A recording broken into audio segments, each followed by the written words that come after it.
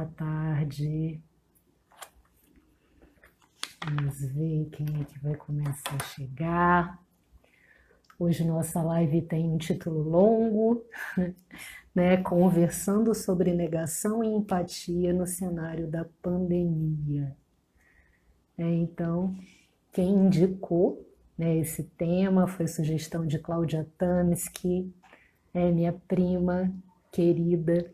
Espero que ela consiga vir hoje, né, porque esse horário realmente, né, tem ficado cada vez mais difícil para quem voltou a trabalhar ou quem está voltando, né? Quem chegou? Carol Borato, a primeira a chegar.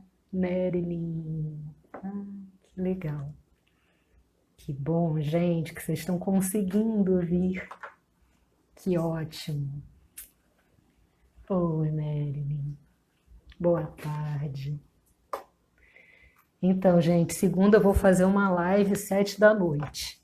Então, quem sabe, mais pessoas vão poder participar.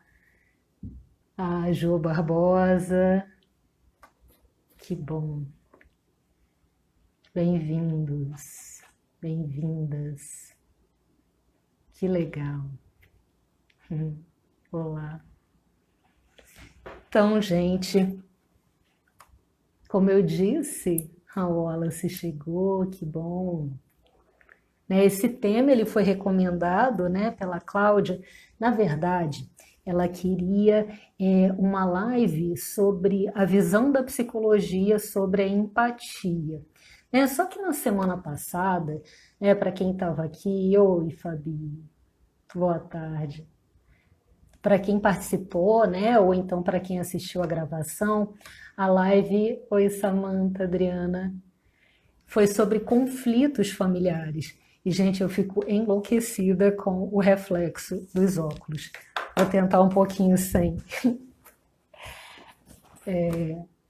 Então, a live foi sobre conflitos familiares, né? E uma das coisas que a gente conversou aqui é que muitos casais se separaram, né, durante a pandemia.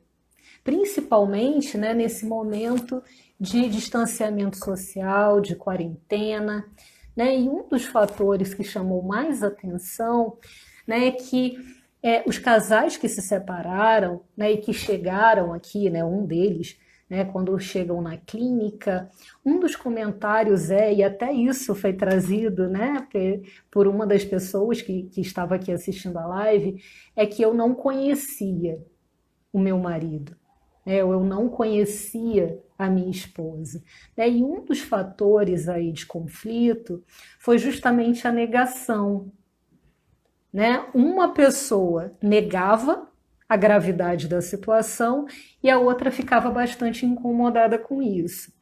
Ou então, uma pessoa acabava se cuidando, e tomando todas as precauções possíveis e a outra pessoa achava que isso era um exagero.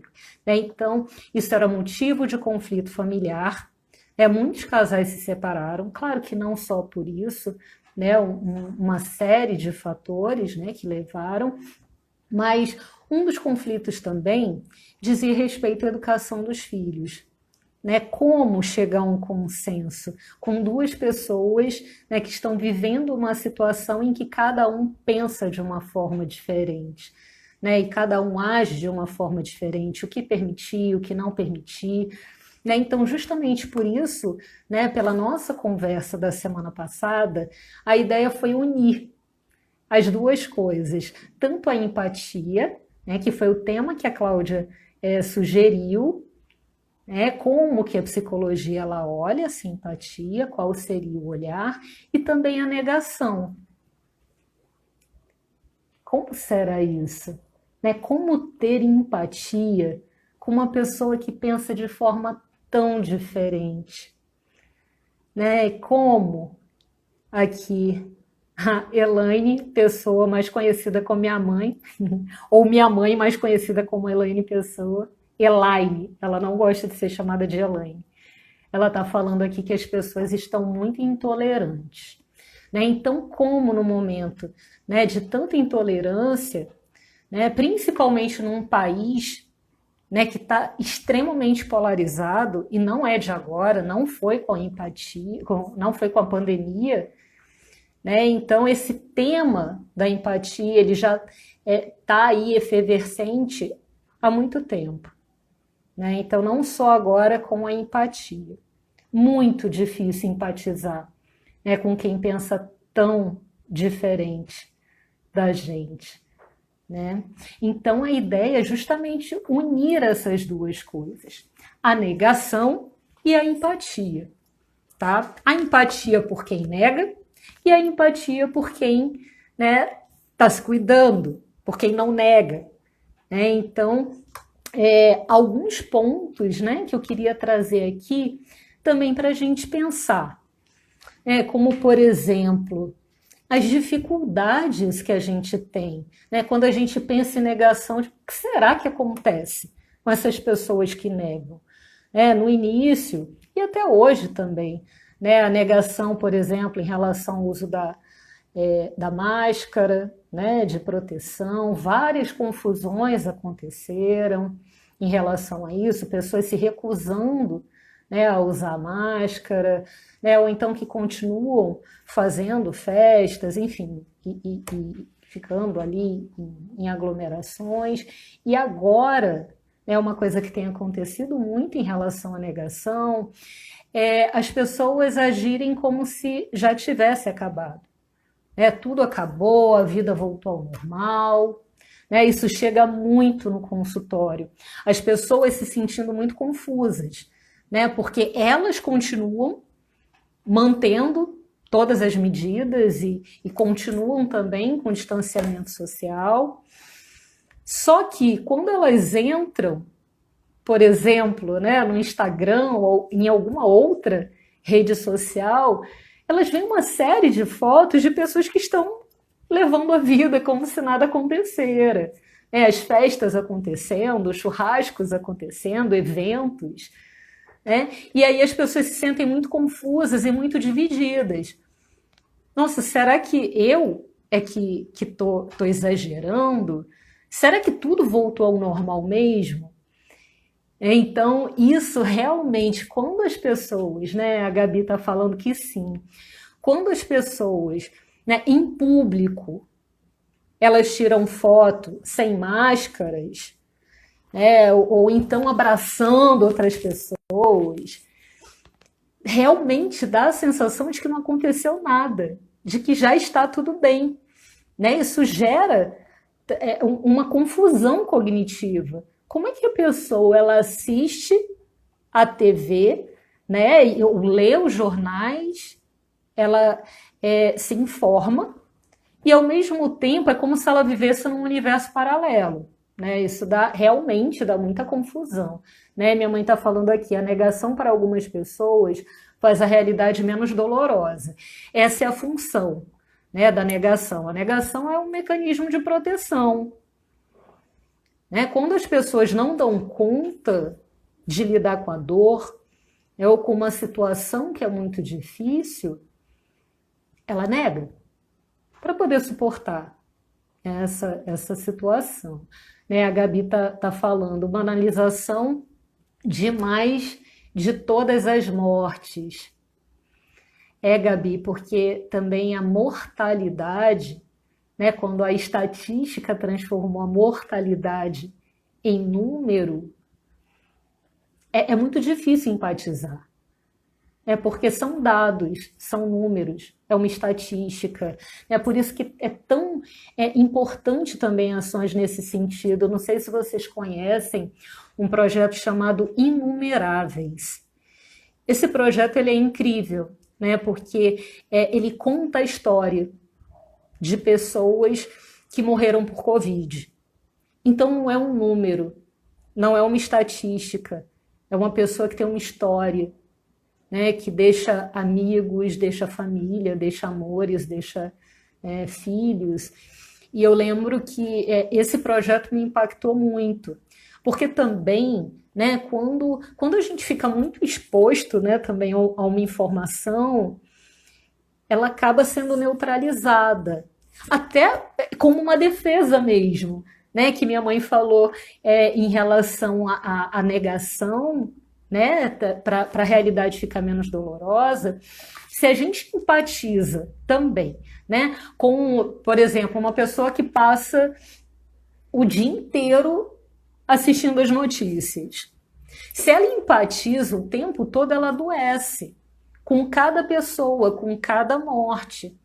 Ela não dá conta de lidar com tanto sofrimento. Então, a gente acaba endurecendo também, né? E como a Gabi falou da banalização, né? Das mortes, e essas mortes acabam se transformando em número, também para a gente não sofrer tanto, para a gente não se abalar tanto, né? Porque senão a gente realmente acaba adoecendo.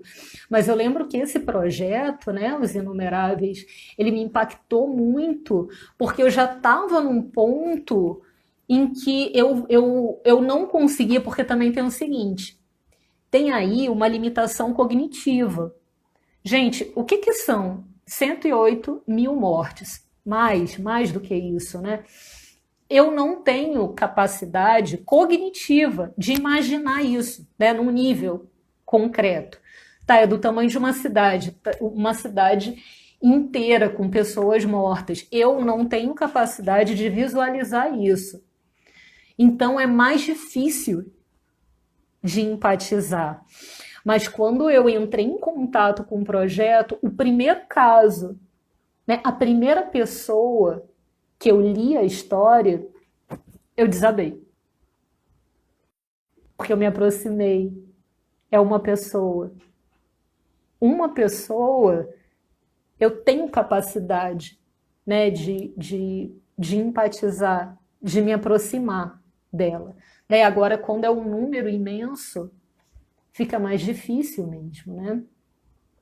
A Gabi está falando aqui, caramba, verdade. Eu cheguei a ver um perfil, mas não sei se é esse. É um site, né, chamado Inumeráveis, que é uma série de jornalistas, né, que se uniram e entrevistaram pessoas, né, pessoas que deram depoimentos. Acabou virando um memorial muito bonito, né, sobre a história das pessoas que morreram, né?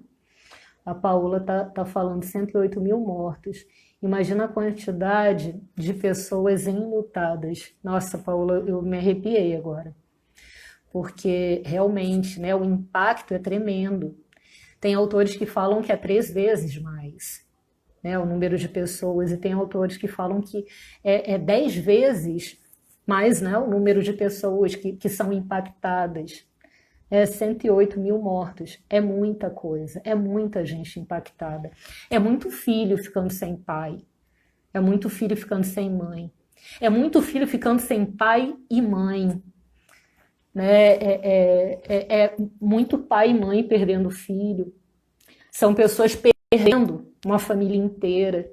Eu tenho uma amiga que a família toda dela adoeceu, né? E pessoas chegando também no consultório enlutadas, e também trazendo isso, né, um sofrimento muito grande, uma incerteza muito grande, porque porque está longe da família, e a família toda foi infectada, principalmente em épocas como a Páscoa, por exemplo. Muitas pessoas se infectaram porque furaram, né, a quarentena e se reuniram. E uma pessoa infectada infectou a família inteira, né? Eu tive pessoas assim, trazendo isso. Dia das Mães, Dia dos Pais. Isso é uma dificuldade nossa também, cultural do nosso país, que a gente está falando aqui de negação, né? Mas uma dificuldade também, porque nós somos muito próximos, né? É uma sociedade que abraça e que dá beijo em gente que não conhece. Na pior das hipóteses, tem lugares no Brasil que, quando se é apresentado para uma pessoa, se dá um beijo, dá um beijinho. Mas beija, né? Outros lugares, 2 beijos. Outros lugares, 3 beijinhos. Então, nós somos muito táteis. É muito difícil para o brasileiro manter a distância.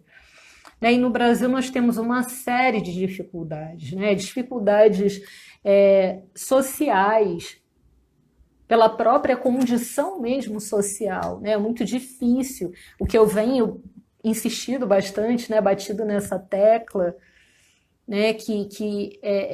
A condição do brasileiro, assim, de grande parte da população de moradia, não cabe, né? O isolamento social não cabe, o confinamento, não tem condições de ficar confinada, né?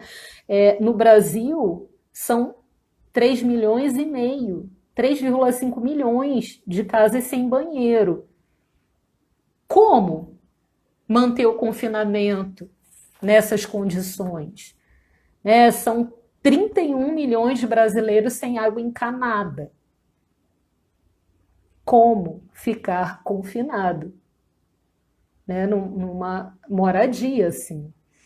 Então, 74, quase 75 milhões de brasileiros vivem em casas que não têm acesso ao esgotamento sanitário. É muito complicado, né? 7,4 milhões de brasileiros abaixo da linha da pobreza. 40% dos trabalhadores estão na informalidade. Então, são 42 milhões de brasileiros que precisam sair para trabalhar porque não vão ter o que comer. Né? Então, essa é a nossa realidade. Então, quando a gente fala porque não está respeitando, não necessariamente é porque a pessoa está em negação. Né? Tem muitas pessoas que estão absolutamente conscientes do que está acontecendo e ficam muito angustiados e que precisam sair, né, para trabalhar. Então, com essas pessoas, é mais fácil empatizar. Eu acho que fica mais difícil empatizar com pessoas que estão, por exemplo, fazendo passeios de iate, né, e fazendo festas em barcos, e fazendo churrascos e promovendo festas. É mais difícil empatizar com isso, né? Com esse tipo de coisa. Uma outra dificuldade nossa, aqui também, né, que é cultural, é que as famílias são muito próximas. É muito comum que famílias que moram no mesmo bairro, né, que são vizinhas de porta, ou então que no mesmo terreno várias famílias morem ali. E aí é muito complicado. Porque como ali evitar o convívio?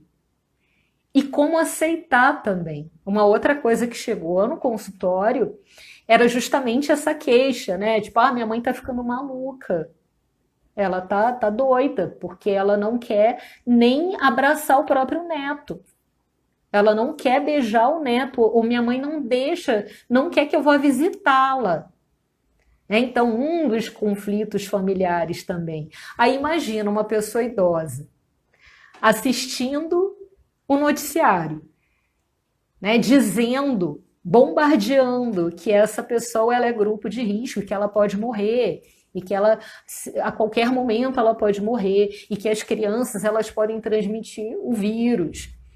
Imagina o tamanho aí do conflito, né?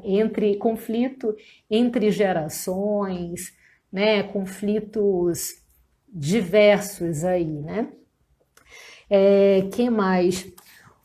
Uma outra dificuldade, isso não tem a ver com o Brasil, tem a ver também, né? Mas tem a ver principalmente com o tempo, né? Ou a pós-modernidade, ou essa nossa sociedade líquida, né, como já falava o Bauman, que é justamente uma dificuldade muito grande em lidar com a morte.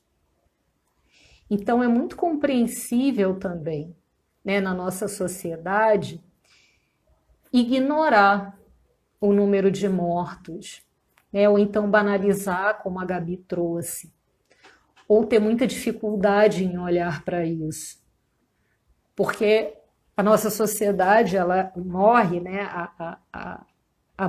Ela vai a morte para debaixo do tapete, né? Como Foucault ele já dizia, né, que a morte, na verdade, né, nos tempos modernos, ela passa a ser a mortalidade passa a ser uma estatística, passa a ser um número, né? E ela passa a ser escondida também, porque as pessoas elas não morrem mais em casa.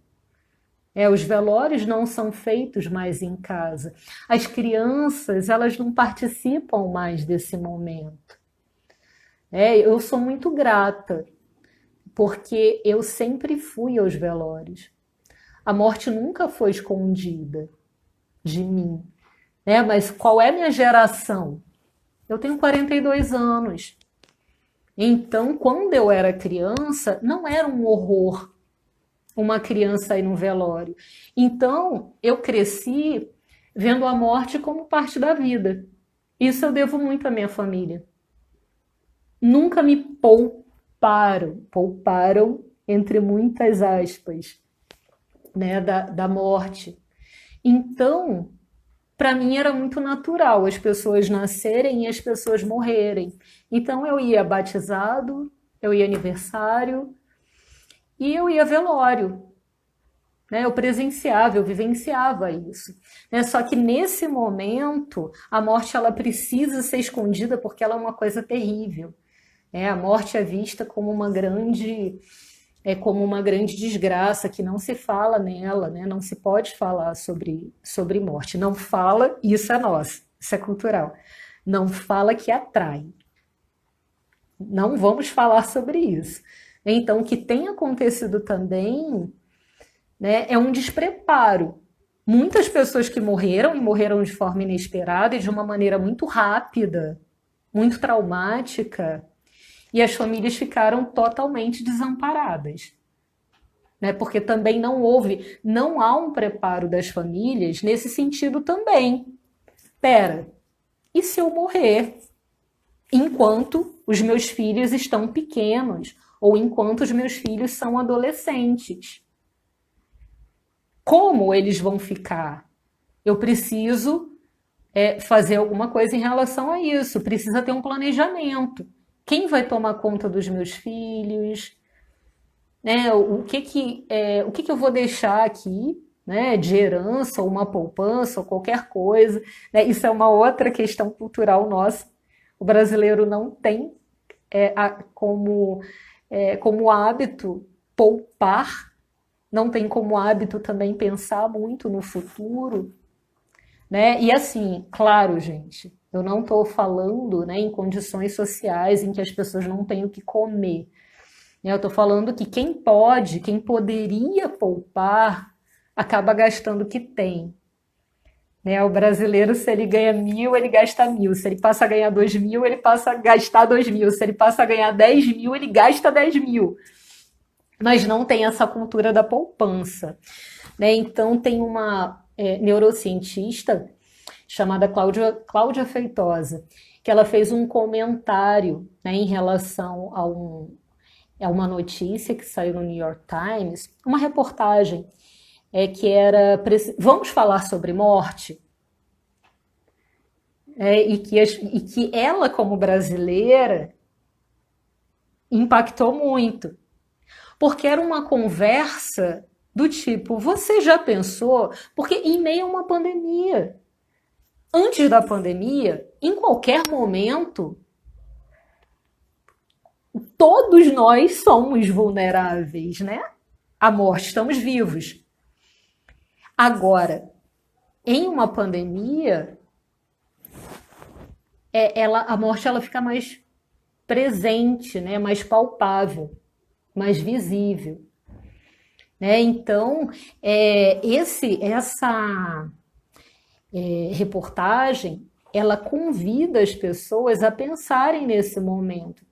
Se acontecer alguma coisa com você agora, durante a pandemia, como a sua família vai ficar? Você já pensou em relação a isso, em relação à hipoteca da sua casa? a poupança dos seus filhos, né? Quem vai tomar conta dos seus filhos se acontecer alguma coisa com você, né? É um assunto que é muito delicado, ninguém quer pensar na sua própria morte, ou ninguém quer pensar que a mãe vai morrer, que o pai vai morrer, porque vai. Isso não é uma possibilidade. Em algum momento isso vai acontecer, mas é muito difícil para a gente. Então, esse é mais um dos motivos também para a negação. A morte é muito dolorosa. A morte, hoje em dia, né, ela é vista como uma imperícia, como um fracasso. Ela não é vista mais como fazendo parte do ciclo da vida. Ela é vista como algo que os médicos não foram capazes de resolver, a ciência não deu conta. Se alguém morreu, é porque alguém fracassou. Não porque as pessoas nascem e elas morrem um dia, né? Então isso também faz parte da nossa cultura. A morte como tabu, né? E também, mais uma coisa, né, em relação à negação, é justamente uma pouca tolerância à frustração na nossa sociedade. Não só no Brasil, né, mas isso também tem a ver com a contemporaneidade, que é tudo muito rápido, é tudo muito para ontem, né? Uma sociedade fast food. É muito difícil tolerar. E uma sociedade também, né, que encontra uma grande dificuldade em lidar com as adversidades. Então, se tem que ficar em casa, porque, gente, será mesmo? Vocês já se perguntaram se essas 108 mil mortes, elas eram necessárias? Será que elas não poderiam ter sido evitadas? Se realmente as pessoas tivessem condições de ficarem em confinamento, e se as pessoas, né, que tinham condições, se elas realmente tivessem respeitado e ficassem confinadas, será que nós chegaríamos a isso? Será que nós ultrapassaríamos esse número, né, de 108 mil mortos?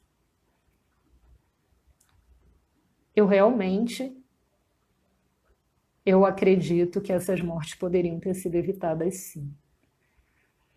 Então, tem coisas que são muito complicadas para a gente aqui também, né? E em relação à educação, por exemplo, que é um tema aí super delicado para a gente, que é péssimo, né? E também isso eu tenho dificuldade de empatizar também, gente, por isso que eu ri. Eu estou aqui entrando em contato com a minha própria limitação também. Isso se chama autoempatia. Que é esse horror à ciência. Isso é muito difícil, né, de lidar. Esse descrédito dos especialistas, né? Que eu não sei nem falar sobre isso. De verdade, é muito, muito difícil, né? Esse desrespeito com os cientistas, um desrespeito com o ensino, né? Com as universidades, com as universidades públicas, né? Com as pesquisas, uma falta de apoio aos pesquisadores, né? Enfim, isso é um outro, né, sinal dos nossos tempos, enfim, que isso também complica muito. As pessoas acabam negando também porque elas não têm um contato, né, com a ciência ou uma educação sólida, um pensamento científico. Então fica muito difícil mesmo, né, enfim, de aderir a qualquer cuidado, né? Então tudo isso para dizer que sim, a negação ela é um mecanismo de defesa, é claro que ela tem uma função, né, é de proteger de algo que é doloroso, e também é muito importante compreender que cada pessoa tem um tempo para sair da negação. E todos nós, em algum momento, em algum nível, né, nós negamos. Né? Eu lembro que logo no início, bem no início mesmo, quando as notícias começaram, isso quando estourou na Itália, né, o coronavírus, eu negava, mas de uma forma, eu dizia, gente, pelo amor de Deus, eu moro no Brasil, moro no Rio de Janeiro, trabalho na Baixada Fluminense, não é um vírus que vai me matar. Eu negava e achava que isso não ia chegar aqui, né? E por que eu negava também? Eu trabalhava com estatística de segurança pública, né? Eu trabalhava com números de homicídio, números da violência. Então era difícil compreender, né, que um vírus invisível iria ter esse poder todo de letalidade, né? Então eu também neguei, né? Em algum momento eu neguei, eu demorei, né, para compreender o que estava acontecendo. Eu só me dei conta quando chegou aqui, quando começou, eu abracei as pessoas. Até o último dia. Eu dei um curso no sábado. A quarentena começou na segunda. No sábado eu abracei as pessoas, eu abracei muito as pessoas. Eu sou professora universitária, né? E eu abraçava os alunos, eu estava em sala de aula. E eu não cumpria, né, as medidas, não pode abraçar, eu abraçava. Né? Então, sim, porque era doloroso demais admitir isso, era doloroso demais estar em sala de aula, né? E principalmente, né, porque isso faz parte, né, daqui do meu ser, né, que eu estou em sala de aula e as pessoas batem ali na porta, eu interrompo a aula porque a pessoa foi ali para dar um abraço, né?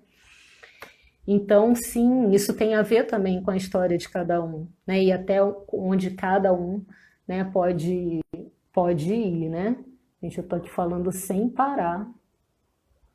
Eu não tô vendo aqui, ó, minha mãe tá falando, famílias que perderam num curto espaço de tempo 5 membros da mesma família.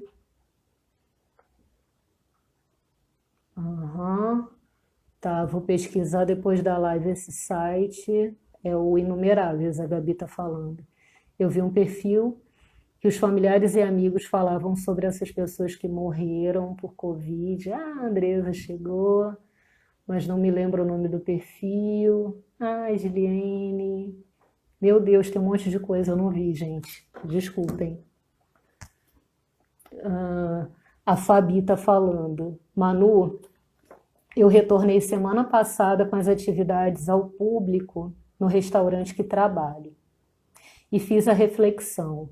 Mesmo com todas as recomendações e plaquinhas de alerta, os clientes não respeitam. Pois é, Fabi. É uma coisa que as pessoas estão trazendo também, quem voltou a trabalhar, é que as próprias pessoas também no ambiente de trabalho, os próprios funcionários, também não são todos que seguem os protocolos, né, de segurança. Muito difícil, né? Aqui a Paola. Tem um livro maravilhoso sobre isso, A História Social do Morrer.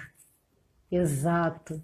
Gente, a história social do morrer, o homem diante da morte, do Felipe Arrier, Morte e Desenvolvimento Humano, da Maria Júlia Kovacs, a história da morte no Ocidente, do Felipe Arrier, também excelente.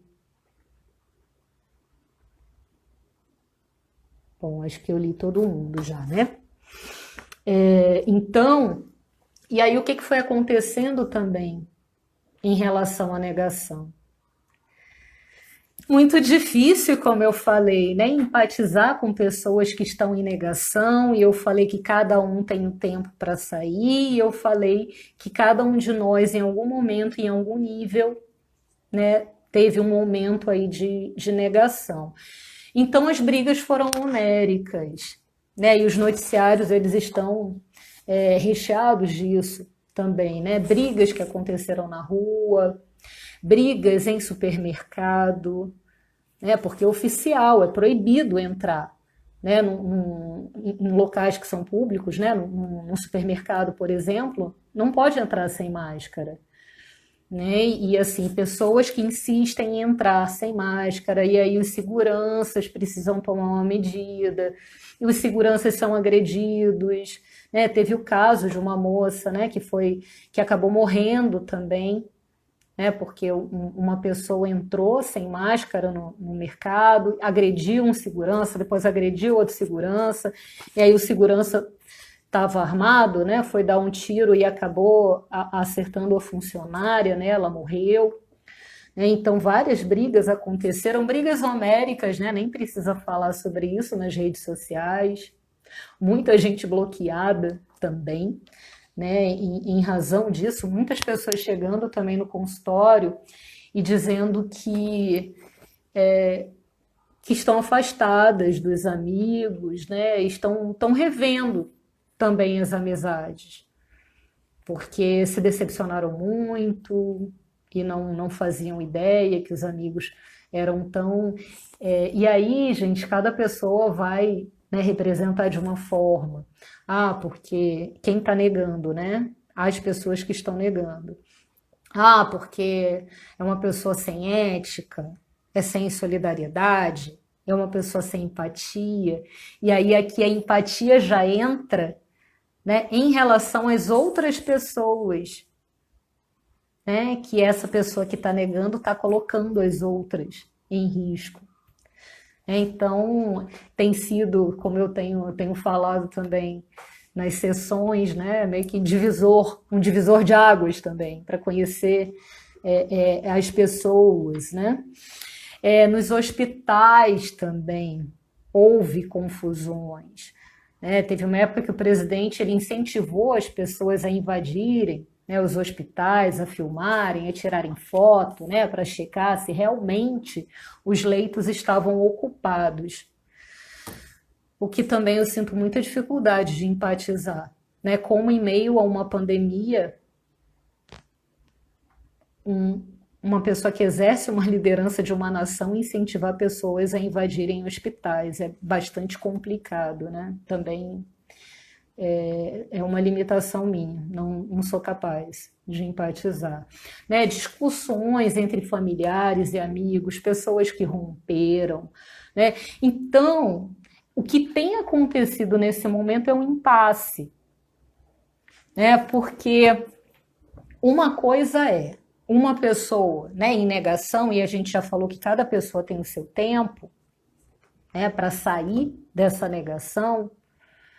Quando uma pessoa, por exemplo, com diabetes, né, e essa pessoa está em negação, e é tão doloroso para ela entrar em contato com a sua própria condição e com as suas limitações, e ela continua comendo açúcar, consumindo açúcar, por exemplo, ela está fazendo mal a ela mesma, a si própria.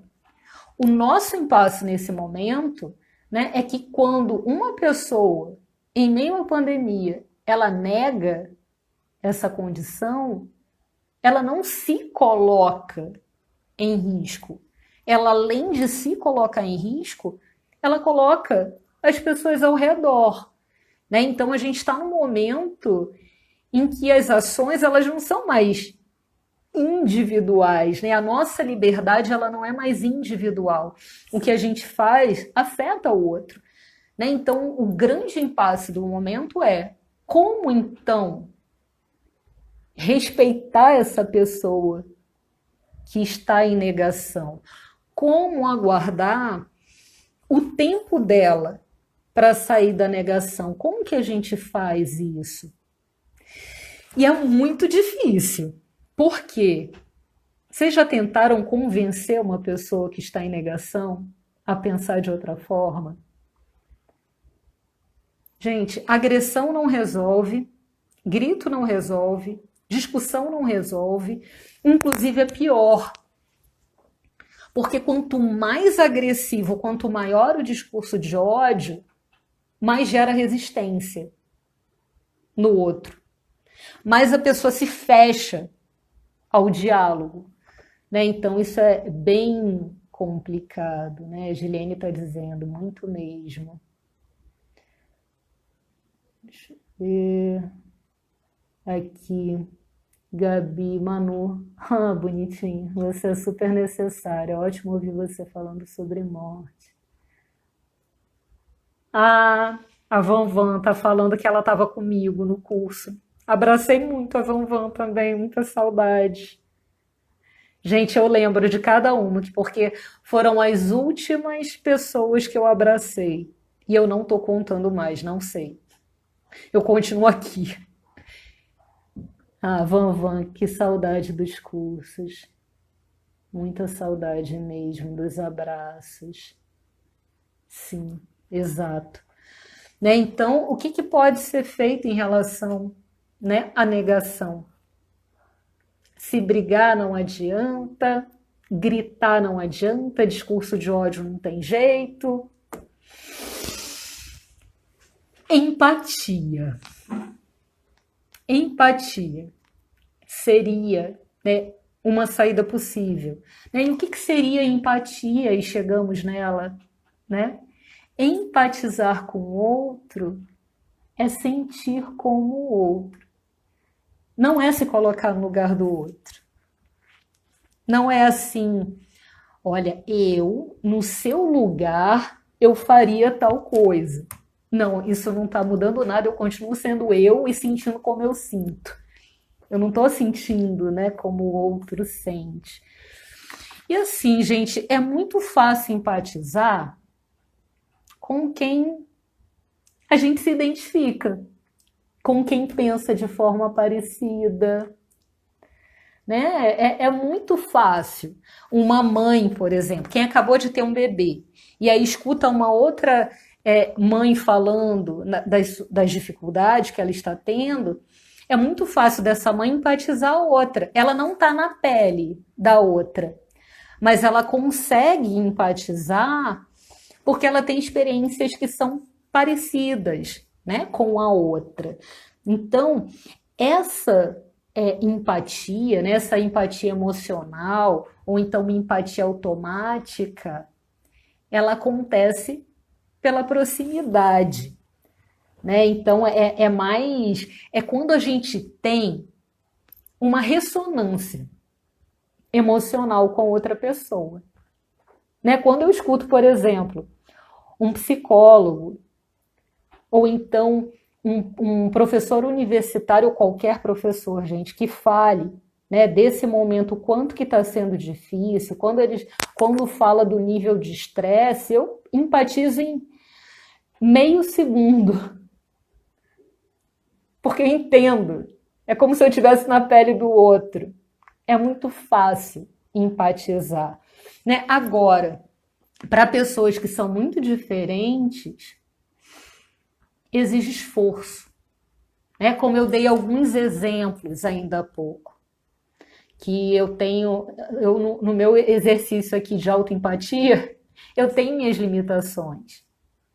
E tenho muita dificuldade, né, em empatizar com determinadas coisas, com determinadas atitudes, né, que pessoas tomam, principalmente agora, né, que os governantes estão batendo cabeça, um governo acéfalo, né, tá bem complicado.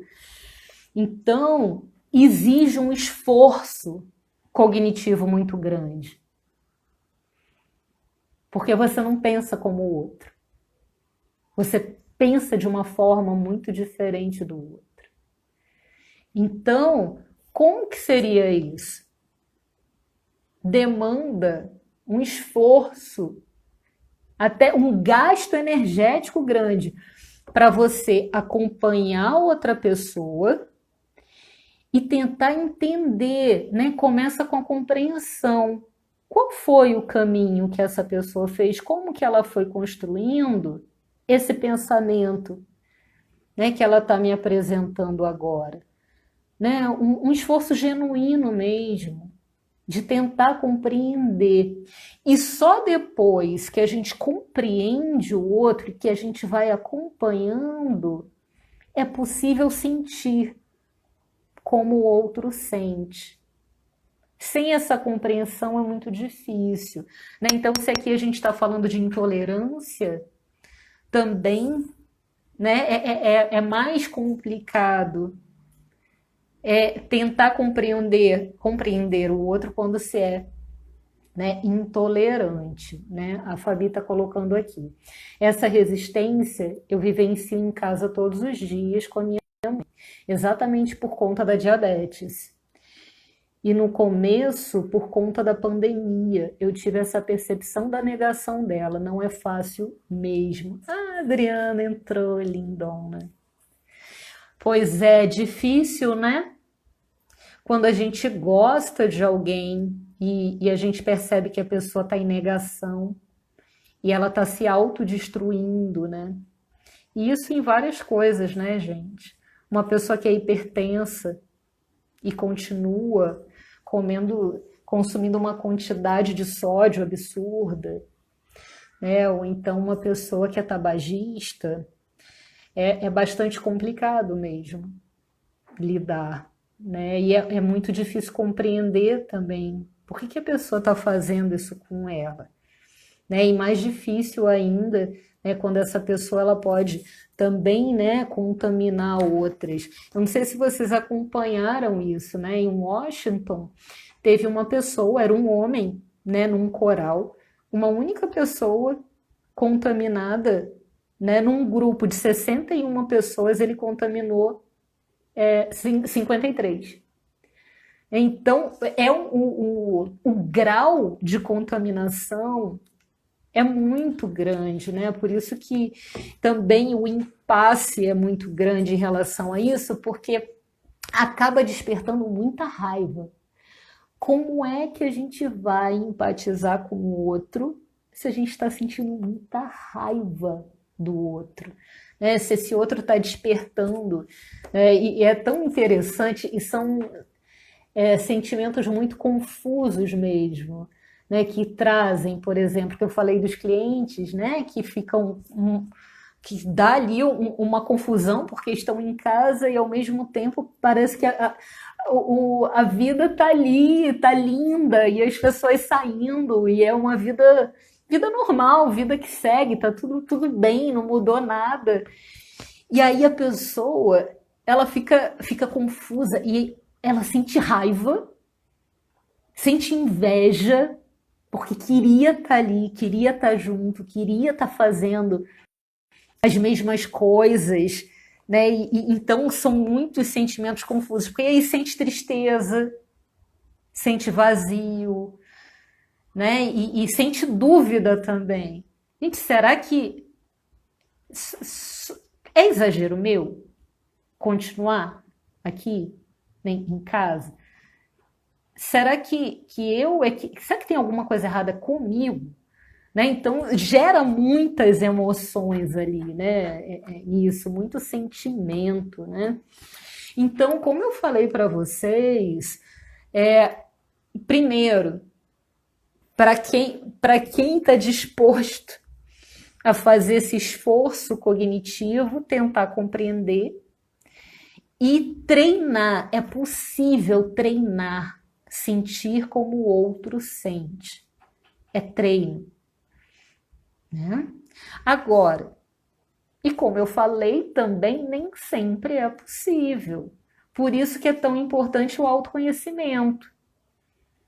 Por exemplo, eu sei das minhas limitações. Eu jamais poderia ter um cargo público, porque eu ia infartar e eu ia morrer, ou eu ia ter um AVC ou qualquer outra coisa. porque ia ser muito desgastante e eu ia ter, como eu tenho algumas limitações, eu ia ter muita dificuldade, né, em ter um olhar empático para uma série de coisas, né, ia ser muito difícil. Então, eu não teria, né, eu sei das minhas limitações, né, então nem sempre é possível sentir empatia. Né? Então é importante de considerar. E agora, empatia em relação a quem, né? Também tem uma coisa que é muito importante, é que, primeiro, para a gente empatizar com o outro, no mínimo, a gente precisa reconhecer que o outro é uma pessoa, né? É tão humano quanto nós. Então, se a gente não consegue perceber o outro como humano, não é possível, né, empatizar. E na nossa sociedade também, né, tem uma série de construções, né, de uma lógica do inimigo, em que o outro não é igual a mim, né, a lógica do monstro. E aí, claro que eu separei, né, porque eu adoro, trouxe alguns livros para indicar para quem quer pensar nessas construções também das dificuldades que a gente tem hoje também de empatizar com o outro que demonizamos, né, um livro do Goffman, Irving Goffman, chamado Estigma. Um outro que eu amo, que é claro, né, Michel Foucault, Os Anormais. E um que eu indico sempre em sala de aula, que se chama O Medo na Cidade do Rio de Janeiro, da Vera Malaguti. Né, o quanto, né, que essa demonização do outro ela vai sendo construída, né, o quanto que a gente tem dificuldade em olhar o outro como um semelhante, né, ou como tão humano quanto nós. Né? Então fica bastante difícil de empatizar. Que mais? E agora, gente, para finalizar, eu vou indicar para vocês, tem um documentário também que eu gosto muito, que é importante para a gente pensar, né, sobre a empatia, que é um documentário, não sei se ainda tem na Netflix, porque os filmes eles entram e saem, né? Mas um filme que se chama A Revolução Altruísta, que discute justamente isso, né? Porque a gente fala também, costuma falar que as pessoas, né, estão tão sem pensar no outro, né? Ou tão que falta tanto, né, a solidariedade. E esse filme vem discutir isso, com uma série de pesquisas, né, que foram feitas com crianças, foram feitas com também, né, com animais, o quanto que isso, inclusive, não é nem aprendido, né? Tem pesquisas que falam no iniciozinho ali, né, entre bebês, o quanto essa disposição, essa disponibilidade, né, de ajudar o outro, né, o quanto que também é da nossa natureza. Esse é um filme bastante bom para pensar, né, esse documentário. E é isso, gente. Eu acho que a ideia, eu acho que a Cláudia não veio, não conseguiu vir, eu acho, né, esse horário. Espero que ela assista, né? Que a Cláudia é quem sugeriu, né, esse tema. Ela queria conversar sobre empatia e eu acabei trazendo também, né, o tema da negação para a gente poder pensar a empatia, né? Como empatizar com uma pessoa que está em negação, como empatizar com uma pessoa que não está em negação, porque, gente, acontece também, né? Pessoas que não estão em negação e também não estão nem um pouquinho se importando com quem está ao redor, né? Então, acontece também, né? Então, como empatizar com essas pessoas, né? E como empatizar com quem não está em negação, né? Como empatizar com pessoas que a gente pode considerar que passou, que tá exagerando, que não teria por que ser tão assim, né? Então, é um convite nesse momento também para olhar o outro, né? Ah, Gabi, maravilhosa essa live, super necessária. Que bom, gente. Eu gosto muito desse momento, né, aqui com vocês, que a gente pode conversar. Eu não tô vendo as carinhas, né, nem os olhinhos, mas pelo menos de saber que vocês estão aí, que os coraçõezinhos aqui estão subindo, né, já dá para matar um pouquinho as saudades. A Suelen entrou. Muita gente entrando agora, já no finalzinho, que já está acabando, porque como sempre passa super rápido. Então vou deixar um convite para vocês, né? Beijos, Marilyn. Que na segunda noite eu vou fazer uma live para falar sobre, eu vou dizer nós, porque muitos aqui que eu reconheci, né, são psicólogos que ou alunos ou que eram alunos e viraram colegas, que é uma super alegria também, né? A Adriana, por exemplo, agora é minha colega psicóloga e foi aluna, foi estagiária, maravilhosa, né? Isso é muito gratificante, né? Poder acompanhar. Então, segunda-feira, para quem puder, à noite a gente conversa um pouco mais. A Gabi, eu estava num processo de achar que estava sendo muito dura comigo mesma por não estar saindo para os lugares. E agora me sinto mais tranquila. Gratidão demais. Gabi, você vai ter muita facilidade em empatizar comigo, porque eu continuo aqui também nesse apartamento. Então tá tudo certo, né? Então tá bom, gente. Muito obrigada para quem pode estar aqui ao vivo, às 3 da tarde, numa sexta-feira. Que bom que vocês vieram aqui. A Suelen está falando que à noite, né, ela pode, à tarde está no trabalho. Então, gente, eu vou experimentar na segunda às 19. Aqui, Fabi, todas as sextas estão sendo essenciais com essas lives importantes demais. Que bom. Mãe mandando beijo.